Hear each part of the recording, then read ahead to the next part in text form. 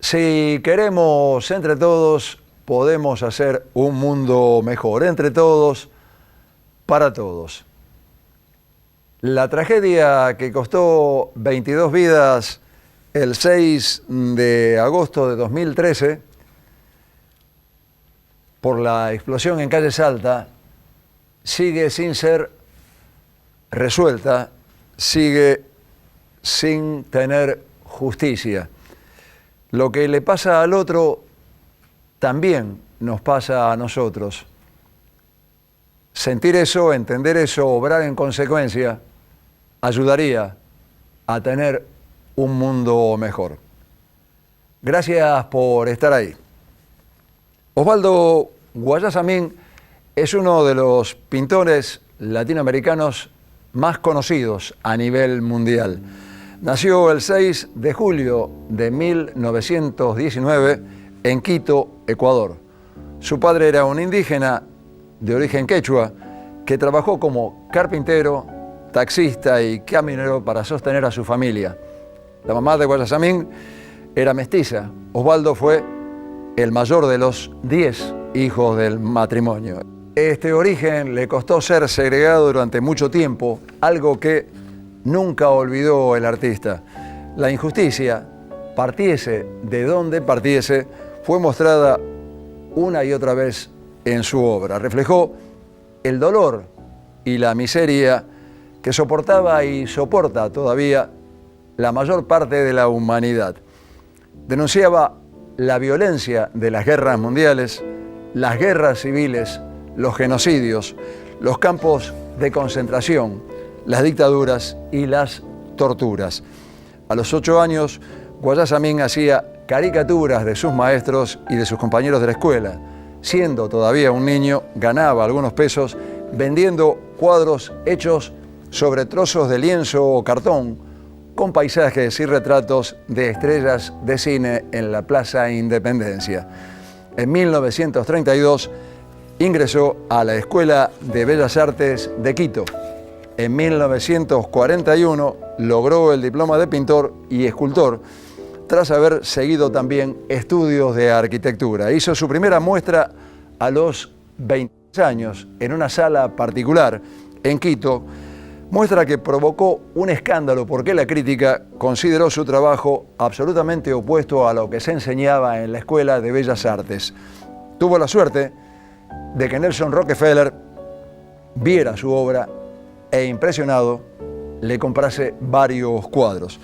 Como consecuencia de eso, viajó a los Estados Unidos, donde pasó 6 meses consiguiendo vender muchas de sus pinturas.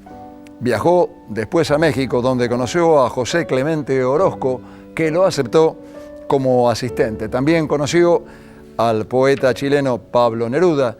Viajó por diversos países de Latinoamérica, entre ellos Perú, Brasil, Chile, Argentina y Uruguay. En 1971 lo eligieron presidente de la Casa de la Cultura Ecuatoriana. Tuvo amistad con personalidades destacadas del mundo de la cultura y de la política como Fidel Castro, Gabriel García Márquez, Neruda, Paco de Lucía, el rey Juan Carlos de España, Mitterrand, Atahualpa Yupanqui y Mercedes Sosa, entre muchos otros. Hizo pinturas, dibujos, murales y también obra gráfica. Recibió muchísimas distinciones. Sus obras fueron expuestas en las mejores galerías y museos del mundo: Venezuela, Francia, México, Cuba, Italia, Estados Unidos, Brasil, Colombia, la Unión Soviética y China. En 1978 entró en la Real Academia de Bellas Artes de San Fernando, de España, y un año después se convirtió en miembro de honor de la Academia de Artes de Italia. A partir de 1995 inició en Quito su obra más importante, el espacio arquitectónico denominado La Capilla del Hombre, a la cual le dedicó un esfuerzo enorme. Falleció el 10 de marzo de 1999 a la edad de 80 años a causa de un infarto agudo de miocardio en Baltimore, Estados Unidos, aún sin ver finalizado este proyecto de la Capilla del Hombre. Ese mismo año, póstumamente recibió el reconocimiento como pintor de Iberoamérica, el Premio Internacional José Martí. Hace muy poco se hizo una excelente muestra con trabajos suyos en el Museo de la Memoria, Córdoba 2019, en nuestra ciudad, que fue curada por dos de sus hijos, Pablo y Berenice Guayasamín Monteverde. Hablé extensamente con Pablo, entrevista que van a ver ustedes en el cuento de la buena pipa en pintura, inmediatamente después de los auspiciantes, con el deseo de siempre. De aquel lado, esténse bien. Las siguientes firmas auspician el cuento de la buena pipa en pintura. Artística New Plenty, distribuidora mayorista para artistas y artesanos. Laboratorio Civic, los espera en su nuevo centro de atención de Boulevard Oroño 287, con exclusiva atención los domingos de 8 a 12. San Cristóbal Seguros, tu compañía. Calidad académica y compromiso social. Instituto Universitario del Gran Rosario. Promoviendo una cultura universitaria e inclusiva. Grupo OSDE. Fundación Federada 25 de junio. Acompañando a la cultura rosarina. Delfín. Telas de tapicería, cortinería, toldos. Norberto Moretti, clases de dibujo y pintura. Salta 2969, departamento 3, teléfono 438-5867. Previnca Salud, llevando salud a tu casa. Teléfono 426-2201. La niñez es muy amarga. Tengo un apellido indio, por una parte, y por otra, vengo de una familia muy humilde. Mi padre era chofer de taxi, mi madre de cosas del hogar, cocinaba, planchaba, hacía dulces, en fin, todo. Bueno, se murió muy joven de tanto trabajar.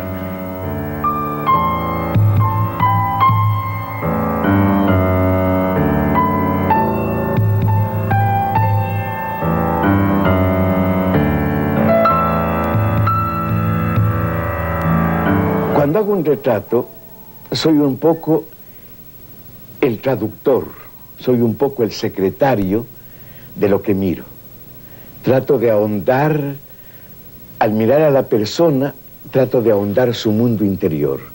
Jamás he pintado un retrato con el color de la piel. Me salen retratos en amarillo, me salen retratos en azules o en rojos, porque no estoy mirando la piel de la persona a quien retrato. Estoy mirando más adentro que eso, más profundamente que eso. Pero siempre soy un secretario, es decir, miro estas cosas y trato de eso colocar en la tela. Esta es la función para mí de un retratista.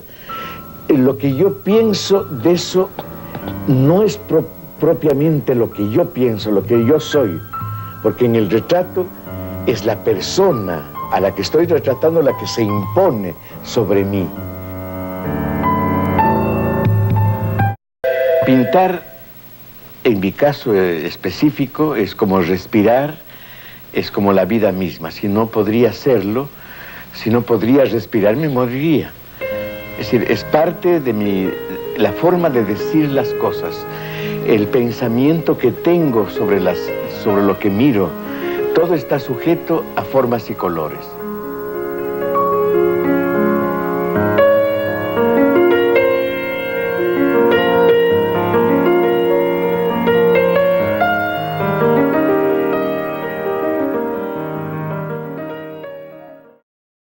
Pablo, es un privilegio tener la obra de su padre en Rosario. ¿Cómo es que llegó la obra acá? ¿Cómo está Guayasamín en nuestra ciudad?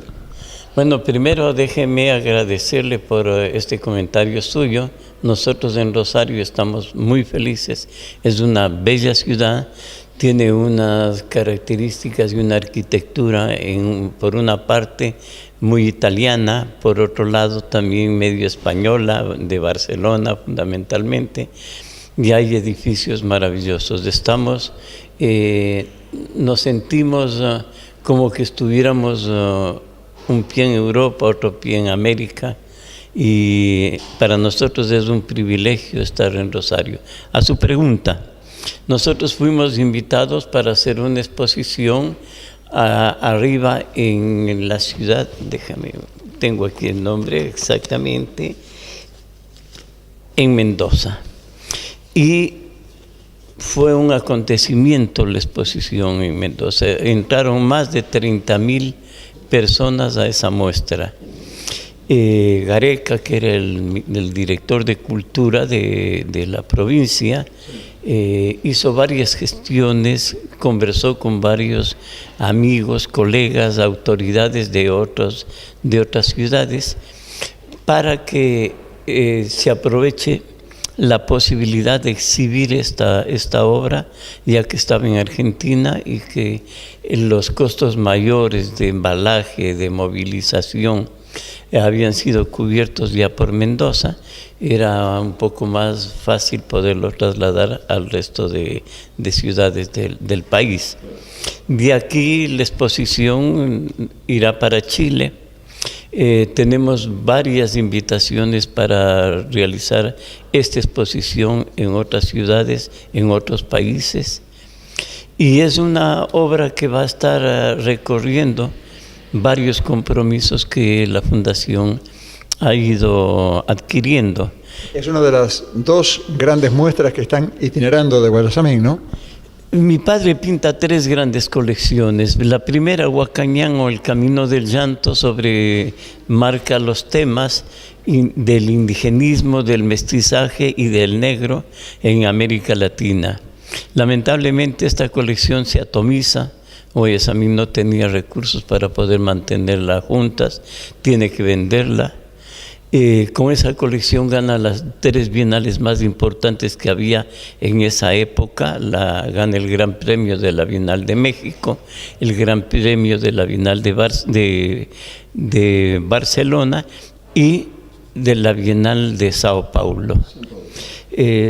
Como les manifiesto, esta obra se atomiza, se va, y inmediatamente de ganar el premio de la Bienal de Barcelona, recorre Europa, los campos de concentración en Katowice, en Polonia, ese famoso crematorio de esta prisión llamada Libertad, increíble, y constata el sufrimiento del pueblo español producto de la guerra civil, donde las madres estaban casi enterradas en vida.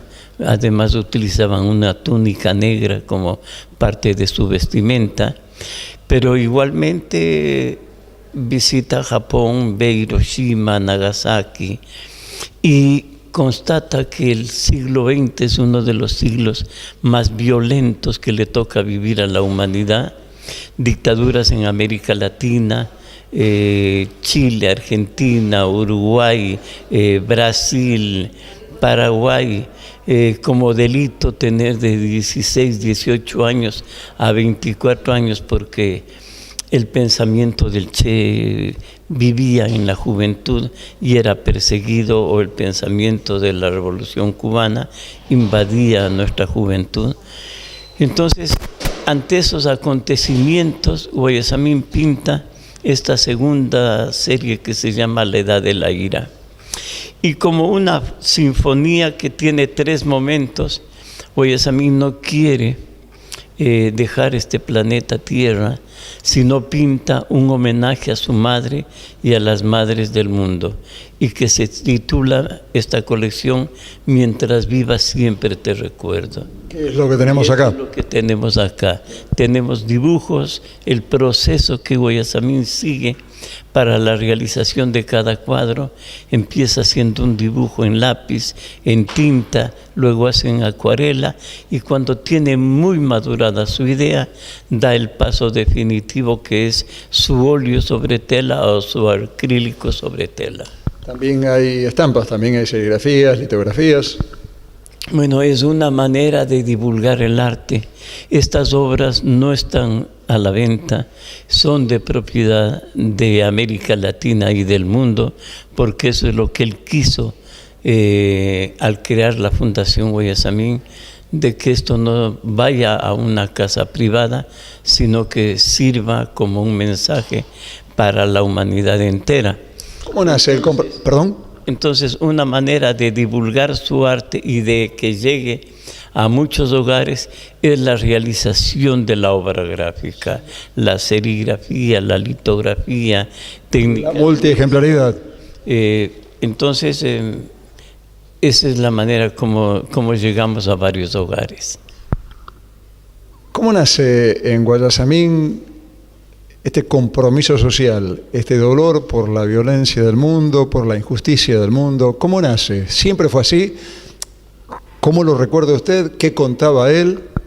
Mire, Guayasamín surge de un hogar sumamente humilde.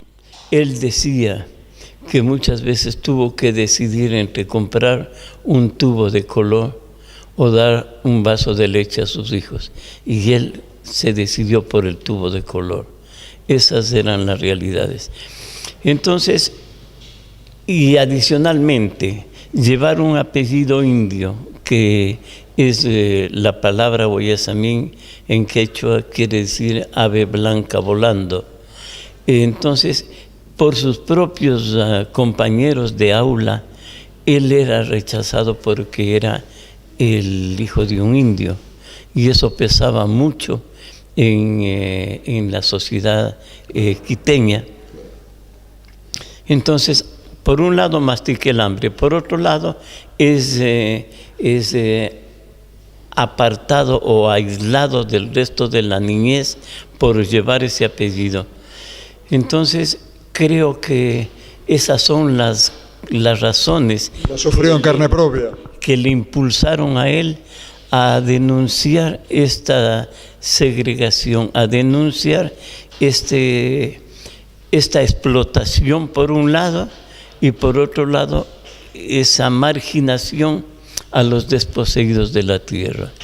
Ese padre que era capaz de elegir un pomo de pintura antes que un vaso de leche para sus hijos, ¿cómo era como padre, independientemente de eso? ¿Era severo? ¿Estaba cerca de ustedes? ¿Los guiaba? ¿Estaba alejado? ¿Él viajó mucho siempre?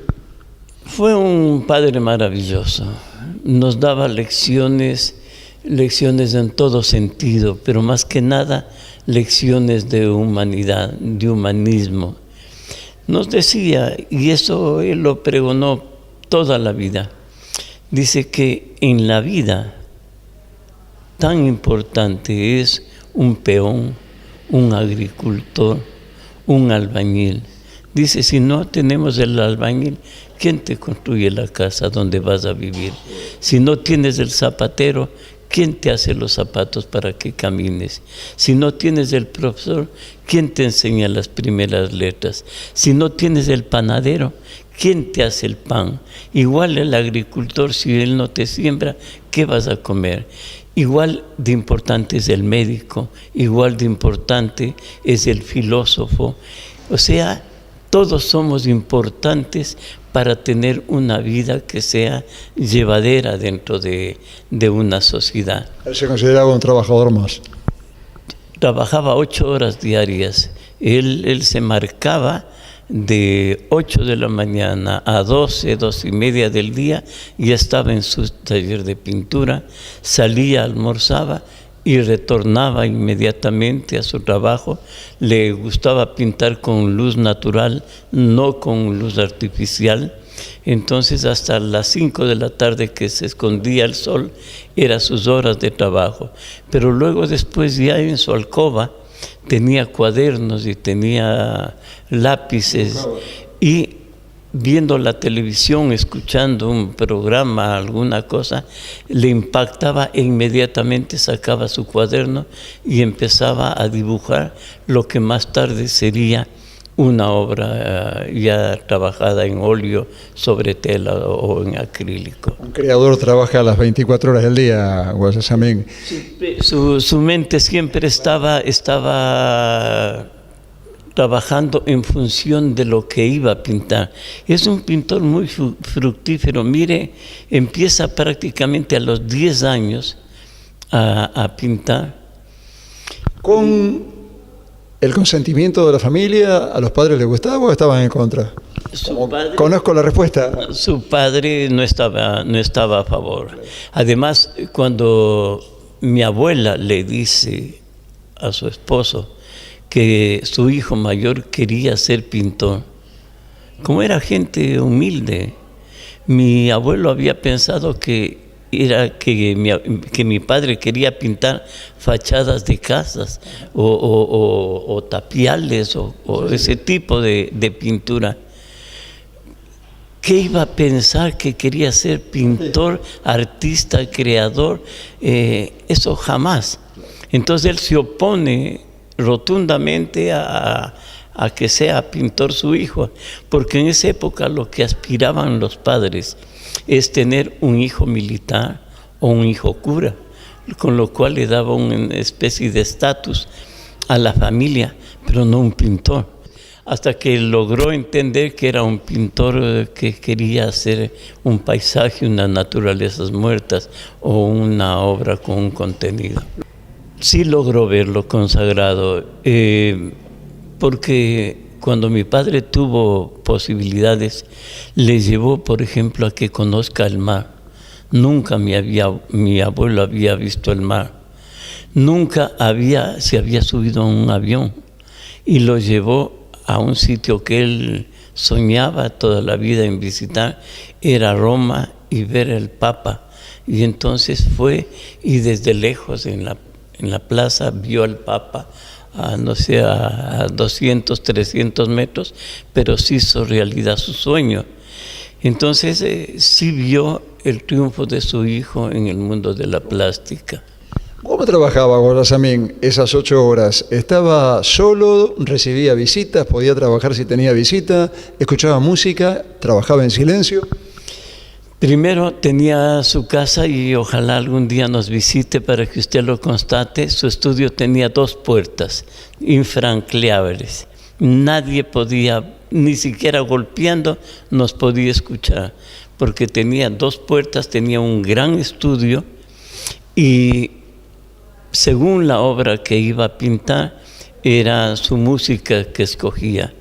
Unas veces música clásica, otras veces música latinoamericana, otras veces música ecuatoriana, pero a un volumen muy, muy alto. Él se casó 3 veces. La primera mujer, que fue su mamá, con ella tuvo 4 hijos, ¿no? 4 hijos y se conocieron en la Escuela de Bellas Artes, porque mi madre también es graduada de pintora y escultora. Ahí se conocieron. Mi madre de una sociedad más o menos acomodada, de familias italianas de apellido Monteverde. Y sus padres...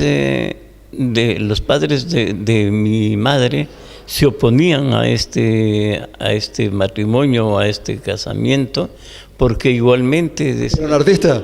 Como, primero es un artista y ese de dónde te va a mantener, y peor un artista indio. Entonces era el acabose total, pero más pudo el amor y contrajeron matrimonio. Este matrimonio duró más o menos 10, 12 años. Y mi padre, lógicamente, viajaba muchísimo con su pintura, porque tuvo un reconocimiento de muy joven. A los 20 años llega su reconocimiento. Primero, fue considerado uno de los mejores estudiantes de la Escuela de Bellas Artes. Segundo, los profesores le permitían a él exponer sus obras junto a los trabajos de los profesores, no de sus propios compañeros de aula. Tercero, los profesores le invitaban, por ejemplo, a dibujar con una modelo en presencia, una modelo viva. Antiguamente se trabajaba con modelos de yeso que venían de España o de Italia, sí. Pero no, acá era con modelos vivos y Guayasamín tenía ese privilegio. ¿Y cómo era la imagen de Guayasamín en ese momento? ¿Era así expresionista o tenía un realismo más naturalista? Toda la vida su obra ha sido expresionista. Y le decía yo que le llegó un reconocimiento temprano y fue por un azar de la vida. Él estaba haciendo una exposición en la ciudad de Guayaquil, 20, 30 obras, en la única galería que había en la ciudad de Guayaquil. Y llega Nelson Rockefeller a Guayaquil a controlar sus haciendas que tenía de banano y de cacao y de café. Y su avión se demora 5 o 6 horas y él pide que le lleven a una galería de arte a ver arte. Y la única exposición que había y la única galería era la de Guayasamín. Y este caballero se queda sorprendido de que en esta América India exista un pintor de esos niveles y le dice: yo quiero este y este cuadro. Escoge 8 obras y mi padre nos contaba, dice: yo estaba asustado porque un hombre de estos tan poderosos viene a escoger mis cuadros y yo no sabía si es que me iba a pagar o no los cuadros que había escogido. Entonces dice: no, dice, si usted me compra estos, yo le regalo este, para dejar sentado de que tenía que pagarlo. Y en efecto, después de unos días les llega un cheque por el valor de esos cuadros, pero también les llega una invitación para que exponga en varios museos en los Estados Unidos y recorra y vea las obras en vivo y en directo de lo que él había logrado mirar en libros. Y cuando va a los Estados Unidos tiene 21 años, 1941, 1942, y yo sorpresa que le presentan a 2 premios Nobel de la literatura, a Gabriela Mistral de Chile y a Juan Ramón Jiménez de España, el que escribe Platero y yo y tal, y empieza a vincularse con esa gente. Sí, sí. O sea, tuvo grandes amigos. A los 20 años, 21 años, ya conocer a un premio Nobel y pintarles un retrato y estar conviviendo con ellos. Ahí conoce igualmente al dueño del diario El Nacional de Caracas, Miguel Otero Silva, y él igual le compra unos cuadros y le invita a exponer en Caracas. Y mi padre nos cuenta igualmente que se va por barco a La Guaira, a Caracas, y amarró los cuadros con unas sogas y así se llevó en el barco. Y cuando llega a La Guaira, que es el puerto, dice que Miguel Otero Silva le mandó una camioneta de esas donde se repartía el periódico para que le suba de La Guaira a Caracas. Y en la noche da una cena a sus amigos y después de la cena los amigos le dicen: bueno, que enseñe a este artista qué es lo que pinta. Y mi padre humildemente va sacando las sogas con los que estaban amarrados los cuadros y les va presentando. Y yo, sorpresa, de los 103 cuadros que constituían Huacañán o esta primera colección, o El Camino del Llanto, que es la traducción, cerca de 50 obras se compran estos grandes millonarios de Caracas de esta colección. Y cambia su vida. Puede regresar a Quito, comprarnos una casa, porque nosotros vivíamos en la casa del abuelo. Entonces, en la última calle de la ciudad de Quito, compra una casita pequeña, se trae un carro, un Oldsmobile color azul, y se divorcia de mi madre. Nunca se mareó, entonces, como decimos en Argentina, nunca se creyó diferente, siguió siendo un trabajador más, como el panadero, como el albañil. y siguió trabajando mucho. Era un hombre de gran empuje, era un hombre avasallante, digamos, de ir a buscar ese logro que le llega de casualidad. Él lo hubiera buscado, por otra parte, hubiera hecho lo posible para que le llegara ese logro. ¿Cómo era en ese sentido? A él le gustaba enfrentarse a los imposibles. Y si se hubiera quedado en Quito, donde no hay crítica de arte, entonces hubiera sido uno más. Pero él se fue a que los grandes críticos opinen de su obra. Y él la defendió a su obra hasta con las uñas, ¿no? ¿Él estaba convencido del valor de su obra? Definitivamente convencido. Él decía que él quería ser la voz de los pueblos, el que da cantando, el que da llorando, el que da riendo a los pueblos. Entonces decía que muchas gentes hemos visto tanto a un mendigo en una esquina que ya no lo vemos, pero que el artista sigue viéndole todos los días a ese mendigo, o sigue viendo una portada bella de una iglesia o una flor que está espectacular. Entonces esa sensibilidad es la que él decía que le permitía ser el reflejo de un tiempo que le tocó vivir. Exactamente. Ninguno de sus hijos, ustedes fueron 4, que estuvo con su madre, después se casó de nuevo, tuvo otros 3 hijos, del tercer matrimonio no tuvo hijos. Ninguno de ustedes, ni aquellos 4, ni los 3 que siguieron la senda del arte. A ver, tenemos 2 hermanos, un hermano de padre y madre y una media hermana que son artistas, pero ninguno de ellos utiliza el apellido para presentar su obra, porque no quieren vivir de un apellido.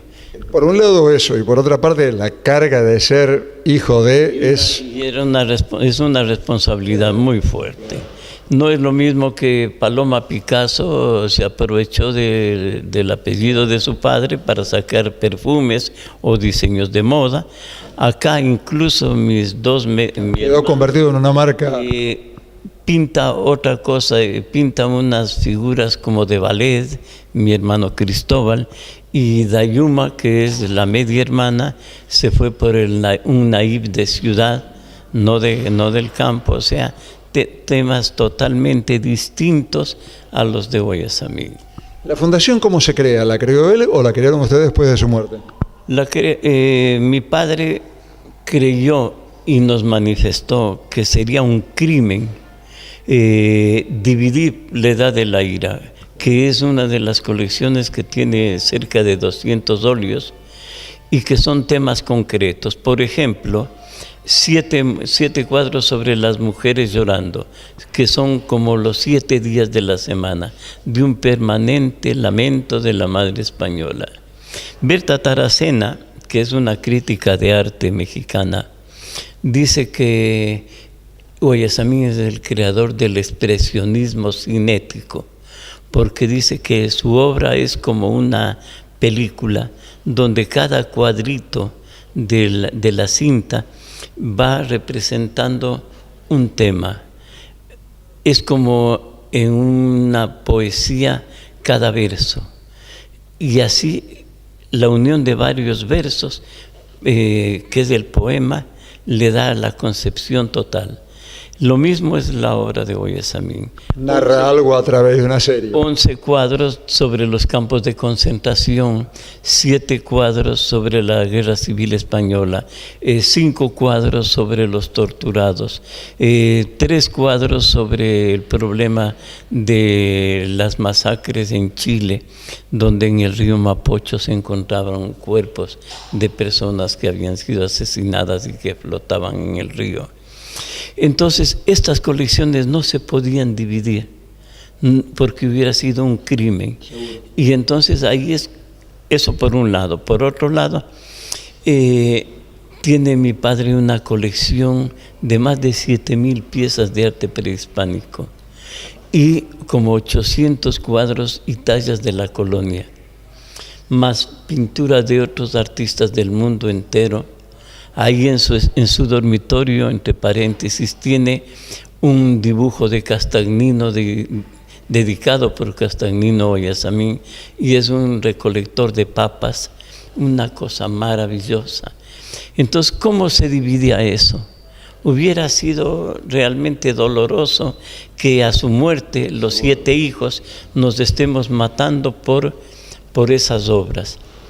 Entonces, él reúne a los 4 hijos del primer matrimonio con quien tenía una gran unidad y nos plantea la creación de la Fundación Guayasamín para dejar todo este legado cultural en beneficio de los pueblos de nuestro continente y del mundo. Porque él pensaba que una manera de salir de un subdesarrollo es a través de la cultura. Y él quería aportar con lo que él había hecho para que salgamos de este subdesarrollo y que no suframos lo que él sufrió cuando era niño, esa discriminación y esa hambre y esa necesidad de poder vivir. ¿Cómo estaría hoy Guayasamín viendo el mundo como está? Primero él regresaría a pintar la edad de la ira, porque lamentablemente la violencia pensamos que se había terminado, pero ahora vemos que es más cruda, es más rechazable. Hemos perdido todo el humanismo que deberíamos tener como seres que poblamos nuestra América o nuestro mundo. Si usted ve la cantidad de gentes que mueren en el Mediterráneo tratando de llegar a España, a Italia, eso es terrible. Cuando usted ve que ahora se quiere poner una pared y un muro para que los latinoamericanos no pasemos a los Estados Unidos. Cuando usted ve que hay violencia por todo lado, entonces uno dice, ¿qué pasó a la humanidad? Y Guayasamín regresaría a seguir peleando con lo que sabía hacer, con formas y colores, denunciando esta violencia del hombre contra el hombre. ¿Qué hacía mientras trabajaba esas series que después no quería dividir y que quedaron como legado para la humanidad entera? ¿Qué hacía mientras tanto? ¿Hacía otro tipo de obra al mismo tiempo que hacía la serie, con lo cual hacía alguna exposición, o trabajaba exclusivamente esa serie? No, él trabajaba en su obra, y esa obra primero nadie le quería comprar, porque la edad de la ira, ningún banquero, ninguna gente de la alta sociedad quería tener en su casa un cuadro que le denuncie cómo él está usurpando el trabajo de una clase obrera y cosas por ese estilo. Entonces nadie quería comprar un solo cuadro de Guayasamín, pero él se alimentaba haciendo un retrato, haciendo un paisaje, vendiendo la obra gráfica, la serie. Eso era lo que preguntaba, eso apuntaba. Entonces eso le permitía poder sobrevivir. No era un hombre que se quería dar grandes lujos ni viajaba primero en los aviones. Él viajaba como turista donde debía viajar. No es que llegaba a los grandes hoteles, llegaba a un hotel que sea cómodo. Y vestía con su ropa de trabajo, no era de frac ni de grandes corbatas ni cosas por el estilo. Era quien admiraba. Esa humanidad le permitió ser amigo desde el presidente Mitterrand, García Márquez, a quien hizo 2 retratos, o Eduardo Galeano, o vemos así a íntimo amigo de Atahualpa Yupanqui. Se sentaban en su casa a tocar la guitarra los dos. Una canción cantaba Atahualpa, otra canción cantaba mi padre, y se bebían todo el vino que había en la ciudad. Pero son cosas maravillosas que uno no se olvida, o con Mercedes Sosa, quien le hace un retrato maravilloso. O sea, no se olvidaba de disfrutar la vida. Cuando podía, él daba todo a sus amigos. Era sumamente generoso. Entregaba lo que tenía, su talento, su conocimiento, su amor a la humanidad. Y esos amigos también le devolvieron en un momento determinado esa bondad de él. Cuando mi padre estaba construyendo la Capilla del Hombre, necesitábamos tener un apoyo económico para esta construcción. Es la última etapa que no llega a concretar porque muere antes, ¿no? No alcanza a terminar. Y decidimos hacer un festival de música en Quito que se llamó Todas las Voces Todas, y se escogió una canción de César Isela para que sea el inicio y la publicidad de todo este concierto. Y hubieron 21 grupos de América Latina y de España que vinieron a ayudar a Guayasamín en la construcción de esta Capilla del Hombre. Entre esos estuvo de Argentina Fito Páez, estuvo León Gieco, Víctor Heredia, Mercedes Sosa. De Cuba estuvo Silvio Rodríguez, Pablo Milanés. De Chile los Inti Illimani, los Quila, y así estuvo de España, estuvieron, bueno, ya se me... Dio y recibió, o sea... Y hicimos 3 noches de concierto, ellos no cobraron un centavo. ¿Lograron concretarlo? Ayudó a la construcción y nos dejó a nosotros un compromiso muy grande, porque él fallece cuando estaba en media construcción de la capilla. Y no sabemos los hijos del primer matrimonio cómo, gracias a esas vinculaciones que él tuvo y a la bondad que Guayasamín tuvo con miles de gentes, eso les devolvieron después ese cariño de Guayasamín a la humanidad.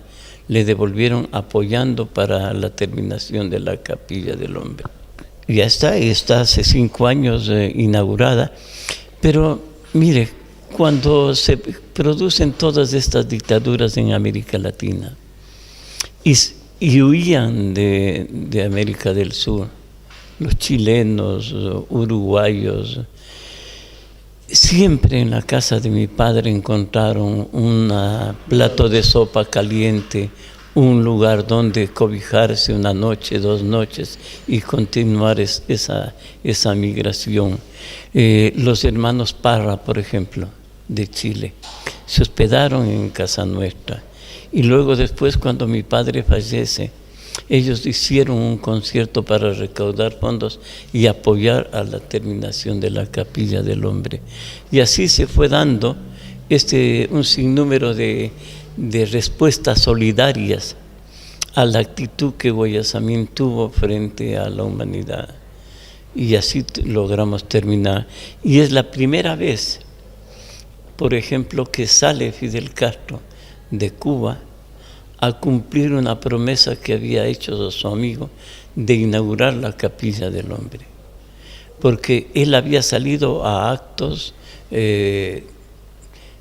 políticos o de relaciones internacionales de Cuba con otros países del mundo, pero a un acto solidario de cumplir una promesa que le había hecho a su amigo.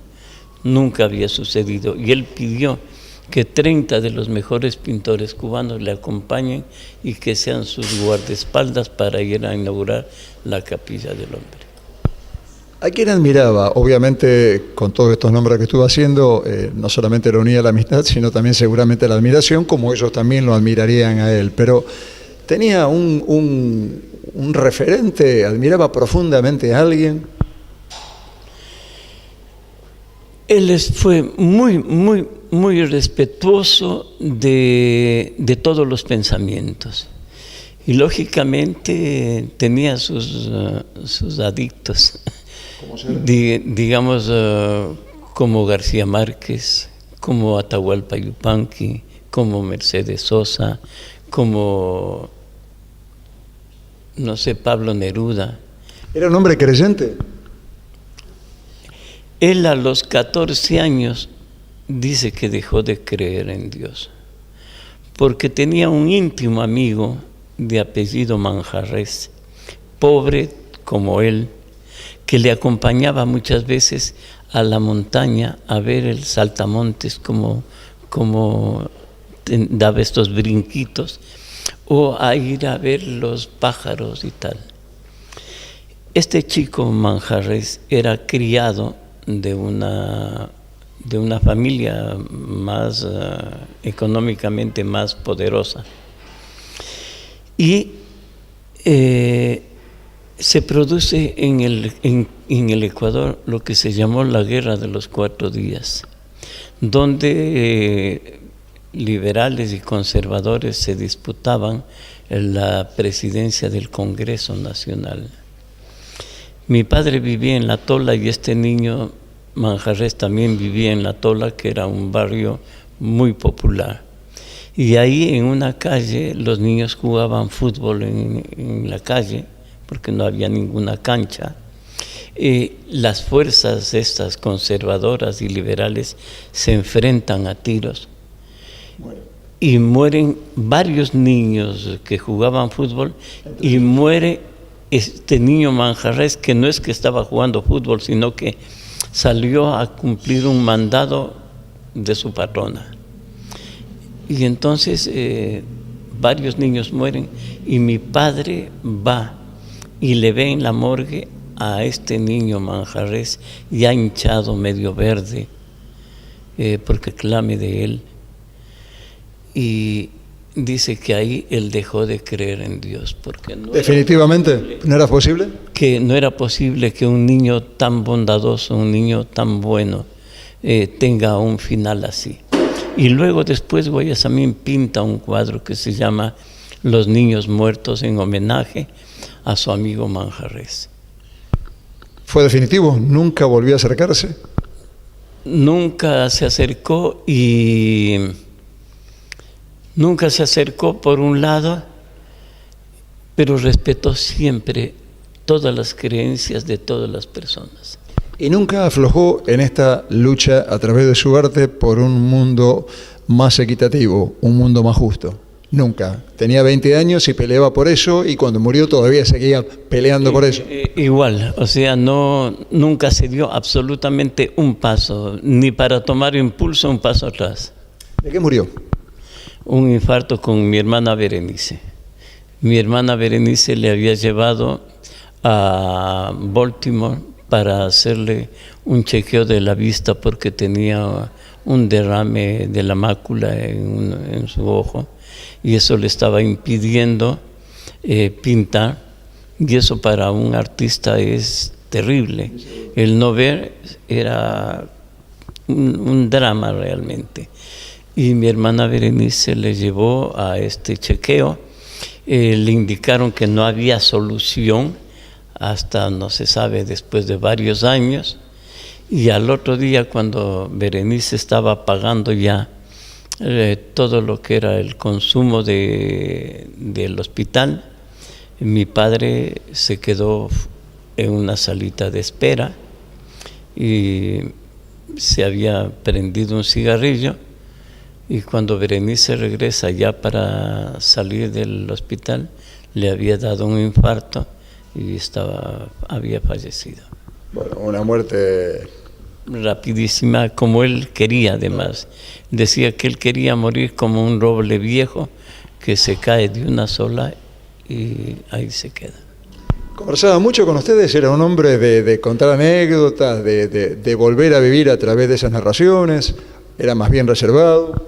Yo creo que fue bastante reservado, pero de todas maneras con nosotros conversaba algunos temas, muchos temas, pero más que conversar, fuimos testigos de todas sus relaciones, de todas sus conversaciones que él tenía con grandes personajes, con grandes políticos, y que esas conversaciones para nosotros fueron una lección de vida, porque era más importante escuchar estos diálogos que leer una enciclopedia, ¿no? Sin lugar a duda.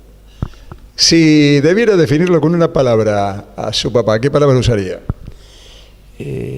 Ternura, honestidad, corazón a la humanidad. Cuando piensa en él, lo primero que salta, ¿qué es? Cuando pienso en él, creo que nos estamos atrasando a tomar el avión o a la entrevista, que será a diario. Todo el tiempo. Sí, porque estábamos o montando una exposición o en un avión o con grandes personajes del mundo. ¿Algo que le reproche? No creo que hay algún reproche que hay que solicitarlo, pedirlo. No, yo no.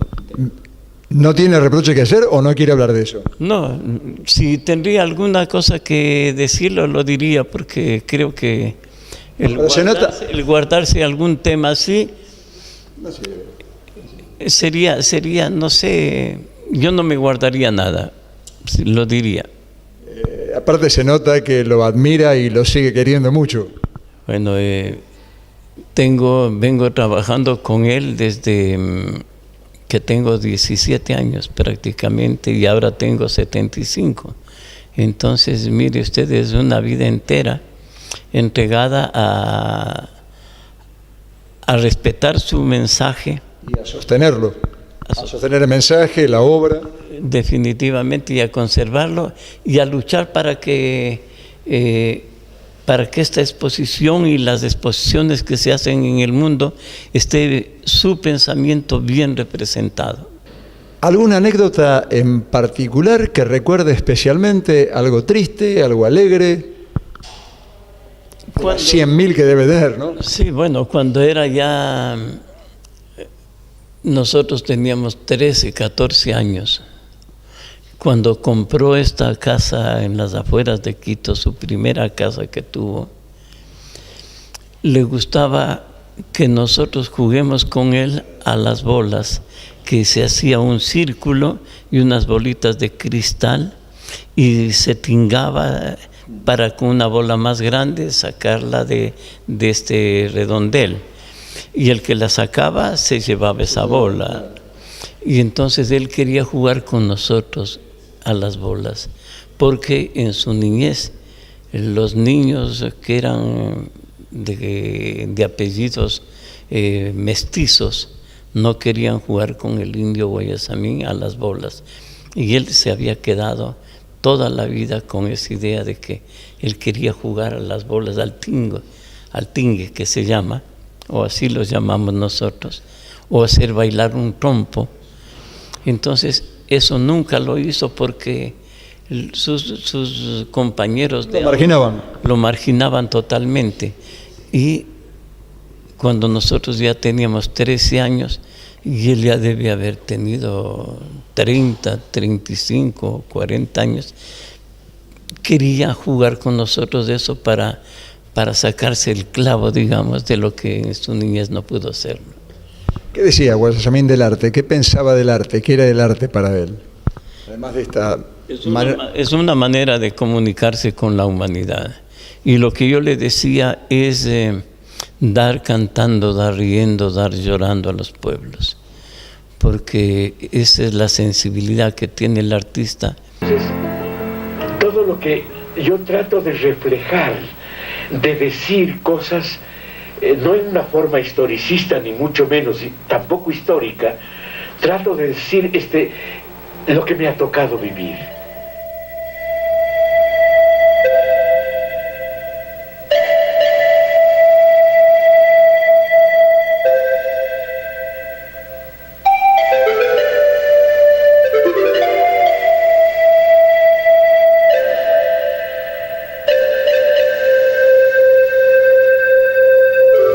Cuando estoy triste hago una cosa, una naturaleza muerta, un paisaje amargo, o tal vez hago al revés, cuando estoy demasiado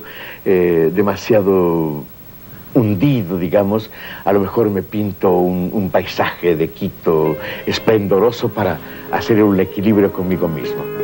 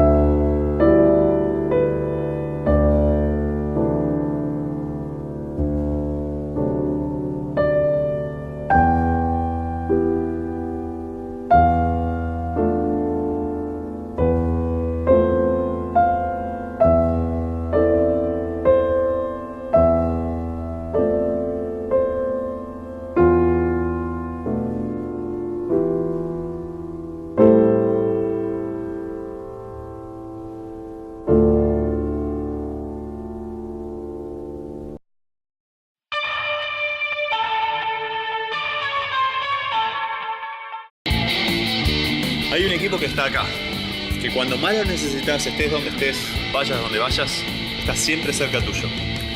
Yo soy de ese equipo. Asegúrate en la segunda, donde lo primero sos vos. Grupo Asegurador La Segunda. Descuento que habrán disfrutado de las anécdotas y vivencias de este gran artista ecuatoriano a través de lo que nos contó su hijo Pablo. Chau, esténse bien de aquel lado y recuerden que si queremos entre todos, podemos hacer un mundo mejor. Las siguientes firmas auspiciaron El Cuento de la Buena Pipa en pintura. Artística New Plenty, distribuidora mayorista para artistas y artesanos.